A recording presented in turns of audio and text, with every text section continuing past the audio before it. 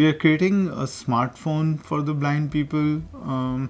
It is essentially a device which has all the capabilities of a smartphone with a display which a blind person can touch and feel, so that he doesn't need to view anything. He can just use his fingers to perceive what's being displayed.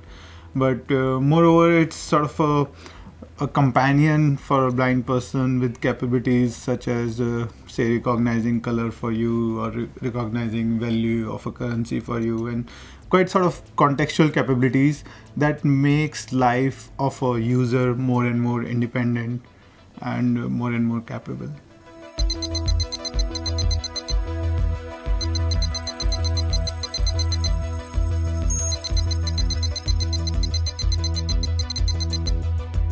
The reason why I started the project, Braille Phone project, was this awareness that how design can very appropriately bridge the gap between user and technology, but at the same time, this awareness that it's not essentially used for the disadvantaged people who can use it more appropriately than anybody else. At the time, smartphones were essentially coming into the mainstream market with displays which were mainly touch intensive, not keyboard based. So they were sort of cutting off visually impaired from the user segment. They need access to everything that's functional, that's capable around them.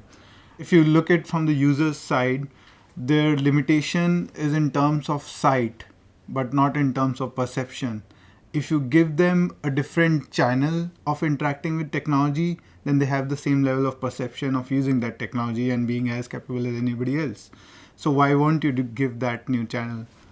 The Braille smartphone looks absolutely normal in your hand. It's roughly the same size, just a bit bigger. But only difference you'll figure out is this grid of pins on the top, and that is the Braille display part of it. It's refreshable Braille display, so they can move up and down as you type or you receive phone calls and stuff. But it looks essentially like any phone. Well, there are several ways of displaying in refreshable Braille. One of them is piezoelectric, which is more sort of proven and more available. It basically moves based on a metal rod, which if you give current, it heats up a bit, and it bends so that there's a pin vertical which moves up. And the other technology is the shape memory alloy, which is again based on a very thin metal wire. It remembers its shape basically, so when you give it current, it goes back to a contracted shape which it remembered, so that a pin goes down. So essentially both of them move on giving current, and both of them are useful for for our product. The bigger challenge is to sort of distribute it and create sort of awareness in the user around the world that this product is coming and this is how it's going to be. Ideally, this phone would be useful for the 300 million visually impaired people around the world, and most of them are in actually developing countries, and India has the highest number of visually impaired. It will ideally impact all of them, but as we move on stages, with our development, then we try to put it out and create the most impact where it matters the most. So probably in India first, where we are also more sort of capable, and then the idea is to start with more developed countries, and basically go deeper and deeper by refining our processes, try to make it cheaper, and then widen our gap in that 300 million user group.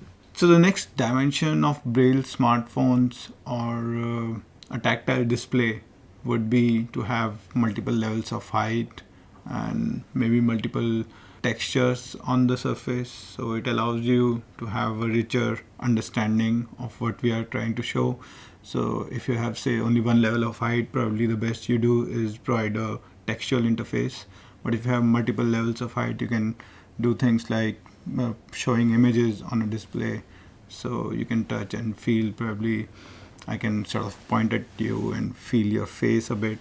and stuff like that. So it basically is moving to the next dimension and giving you more information. My dream is that every visually impaired person becomes at least a few times more capable by having such a device.